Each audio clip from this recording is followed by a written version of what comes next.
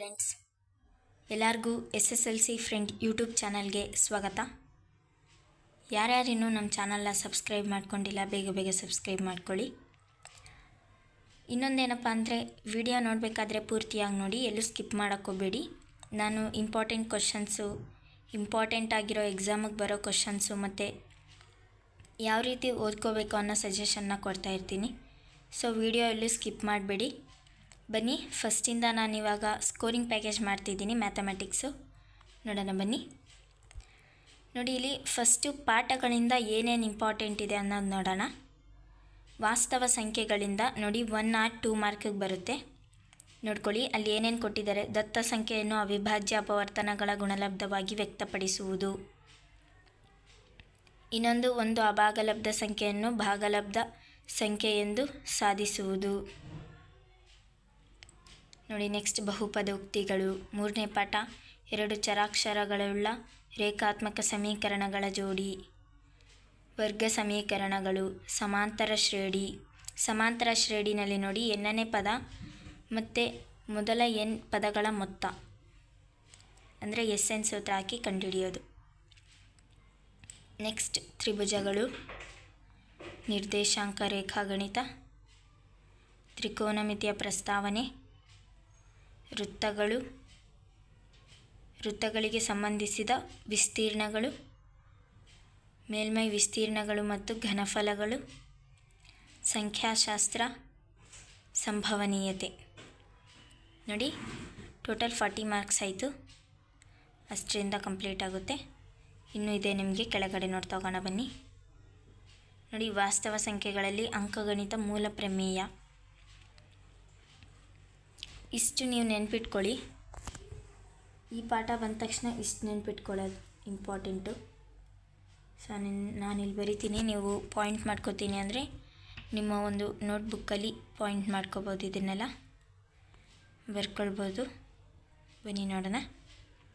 Next, 1 ಅಂಕದ ಪ್ರಶ್ನೆಗಳು ಈ ರೀತಿ ಕೇಳ್ತಾರೆ ನೋಡಿ. ವಿಡಿಯೋ ಎಲ್ಲೂ ಸ್ಕಿಪ್ ಮಾಡಬೇಡಿ. ನಮ್ಮ ಚಾನಲ್ನ ಸಬ್ಸ್ಕ್ರೈಬ್ ಮಾಡ್ಕೊಂಡಿಲ್ಲ ಅಂದರೆ ಬೇಗ ಬೇಗ ಸಬ್ಸ್ಕ್ರೈಬ್ ಮಾಡ್ಕೊಳ್ಳಿ. ಬನ್ನಿ, ನೆಕ್ಸ್ಟು, ಒಂದು ಅಭಾಗಲಬ್ಧ ಸಂಖ್ಯೆಯನ್ನು ಸಾಧಿಸುವುದು. ನಾನು ಇದನ್ನು ಹೇಳ್ಕೊಟ್ಟಿದ್ದೀನಿ ನಿಮಗೆ ಆಲ್ರೆಡಿ. ನೋಡಿ, 2 ಉದಾಹರಣೆ ಕೊಟ್ಟಿದ್ದಾರೆ ನಿಮಗೆ. ಇನ್ನೂ ಕೆಳಗಡೆ ಇದೆ ನೋಡಿ, ನೀವು ನೋಡ್ಬೋದು. ಇದೆಲ್ಲ ವಾಸ್ತವ ಸಂಖ್ಯೆಗಳಿಂದ ಬರೋದು. ನೆಕ್ಸ್ಟು ಬಹುಪದೋಕ್ತಿಗಳು. ನೆನಪಿಡಬೇಕಾದ ಅಂಶಗಳು ನೋಡಿ.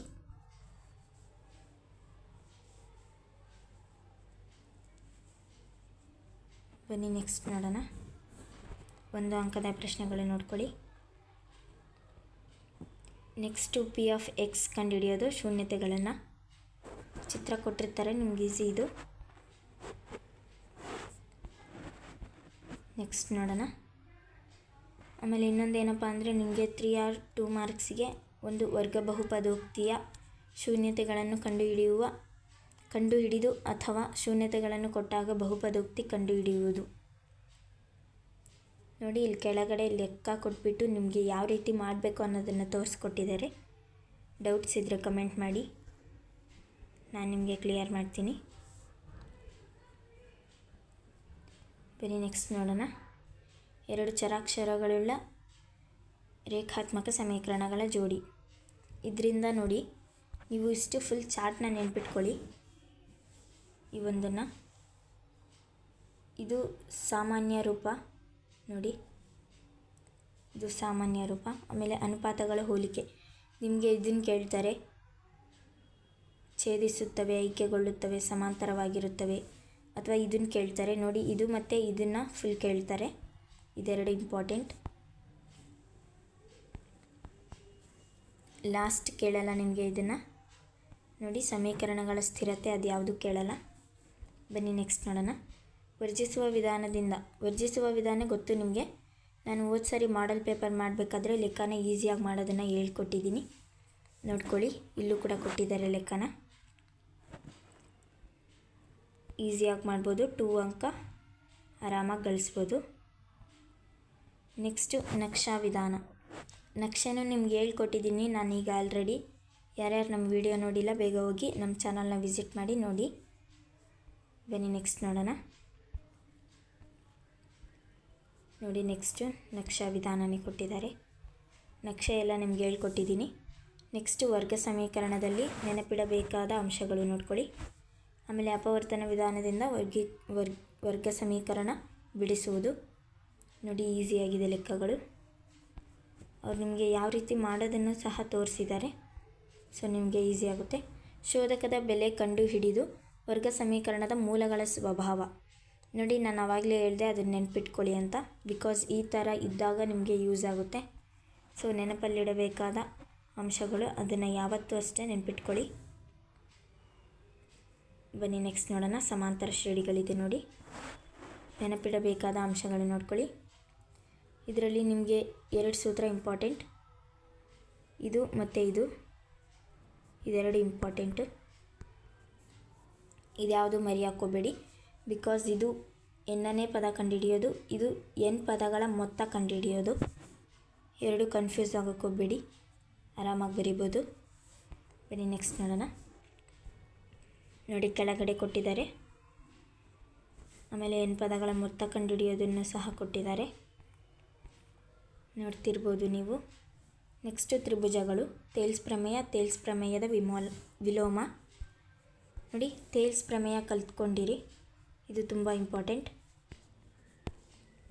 ಇದೊಂದು ಪ್ರಮೇಯ 4 ಮಾರ್ಕ್ಸು ಬರುತ್ತೆ. 4 ಮಾರ್ಕ್ಸ್ 100% ಬಂದೇ ಬರುತ್ತೆ. 4 ಮಾರ್ಕ್ಸ್ಗೆ ಯಾವುದೇ ರೀತಿ ನಿಮಗೆ ಅನುಮಾನ ಬೇಡ.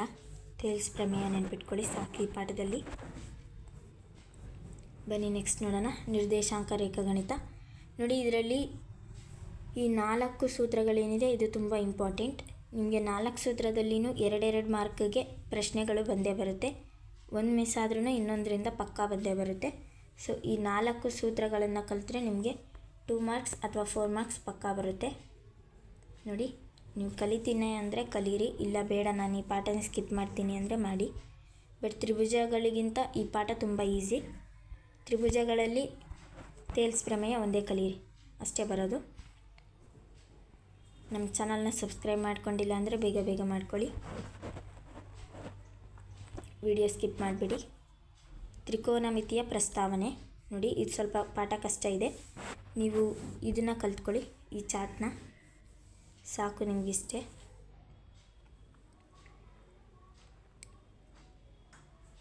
ಇದು ಟೆಕ್ಸ್ಟ್ ಬುಕ್ಕಲ್ಲಿದೆ ನಿಮಗೆ.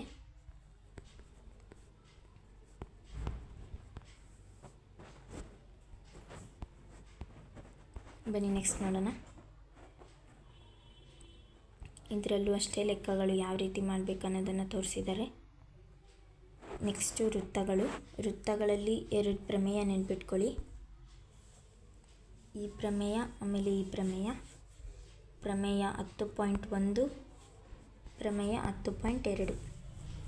ಈ ಎರಡನ್ನೂ ನೆನ್ಪಿಟ್ಕೊಂಡ್ರೆ 2ರಲ್ಲಿ 1 ಪಕ್ಕಾ ಬರುತ್ತೆ 3 ಮಾರ್ಕ್ಸ್ಗೆ. ನೋಡಿ ನಾನು ಈ ರೀತಿ ಹೇಳ್ತಾ ಇರ್ತೀನಿ. ಸೊ ಚಾನಲ್ನ ಸಬ್ಸ್ಕ್ರೈಬ್ ಮಾಡ್ಕೊಳ್ಳಿ, ಪೂರ್ತಿ ವಿಡಿಯೋನ ನೋಡಿ, ಎಲ್ಲೂ ಸ್ಕಿಪ್ ಮಾಡೋಕ್ಕೋಗ್ಬೇಡಿ. ನೆಕ್ಸ್ಟ್ ವೃತ್ತಗಳಿಗೆ ಸಂಬಂಧಿಸಿದ ವಿಸ್ತೀರ್ಣಗಳು. ನೋಡಿ ನೆನಪಲ್ಲಿಡಬೇಕಾದ ಅಂಶಗಳು ನೆನ್ಪಿಟ್ಕೊಳ್ಳಿ, ಅದೆಲ್ಲ ತುಂಬ ಇಂಪಾರ್ಟೆಂಟ್. ಆಮೇಲೆ ಲೆಕ್ಕ ಮಾಡೋದು ಯಾವ ರೀತಿ ಅಂತ ತೋರಿಸಿದ್ದಾರೆ.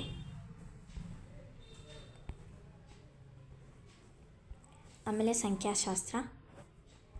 ನೋಡಿ ನಿಮ್ಗೆ ಬರೋದೇ 3 ಇದರಲ್ಲಿ: ನೇರ ವಿಧಾನ, ಅಂದಾಜು ಸರಾಸರಿ ವಿಧಾನ, ಅಂತವಿಚಲನ ವಿಧಾನ. ಸೊ ಈ 3 ಸೂತ್ರನೂ ನೆನ್ಪಿಟ್ಕೊಳ್ಳಿ. ಆಮೇಲೆ ಬಹುಲಕ, ಮಧ್ಯಾಂಕ, ನೇರ ವಿಧಾನ ತುಂಬ ಈಸಿ.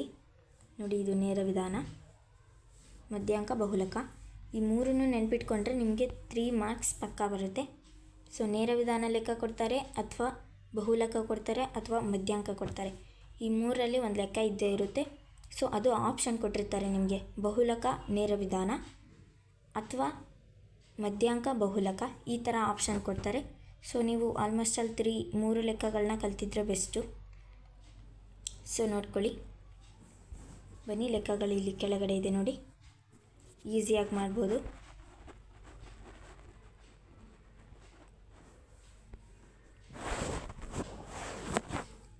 ನೋಡಿ ಆಮೇಲೆ ಲಾಸ್ಟು ಸಂಭವನೀಯತೆ.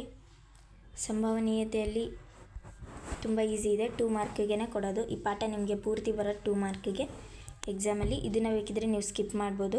ಇದು ಸ್ವಲ್ಪ ಕನ್ಫ್ಯೂಸ್ ಆಗುತ್ತೆ ಸ್ವಲ್ಪ, ಬಟ್ ಇದು ತುಂಬ ಒಳ್ಳೆಯ ಒಂದು ನೆನಪಲ್ಲಿ ಇಟ್ಕೊಳ್ಳೋ ಅಂಥ ಒಂದು ಪಾಠ, ಈಸಿಯಾಗಿ ಅರ್ಥ ಆಗುತ್ತೆ. ನೋಡಿ, ಲೆಕ್ಕಗಳನ್ನ ಮಾಡೋದು ತೋರಿಸಿದ್ದಾರೆ ಇದರಲ್ಲಿ. ಆಮೇಲೆ ಯಾವ ಇಯರಲ್ಲಿ ಇದು ಬೋರ್ಡ್ ಎಕ್ಸಾಮ್ಗೆ ಬಂದಿತ್ತು ಅನ್ನೋದನ್ನು ಸಹ ತೋರಿಸಿದ್ದಾರೆ. ಸೊ ಯಾರ್ಯಾರಿನ್ನೂ ನಮ್ಮ ಚಾನಲ್ನ ಸಬ್ಸ್ಕ್ರೈಬ್ ಮಾಡ್ಕೊಂಡಿಲ್ಲ, ಬೇಗ ಬೇಗ ಸಬ್ಸ್ಕ್ರೈಬ್ ಮಾಡ್ಕೊಳ್ಳಿ. ನಾವು ಹಾಕೋ ಪ್ರತಿಯೊಂದು ವೀಡಿಯೋನೂ ನೋಡಿ, ನಿಮಗೆ ಗೊತ್ತಾಗುತ್ತೆ ನಮ್ಮ ಚಾನಲಿಂದ ಎಷ್ಟು ಯೂಸ್ಫುಲ್ ಇದೆ ಅನ್ನೋದು.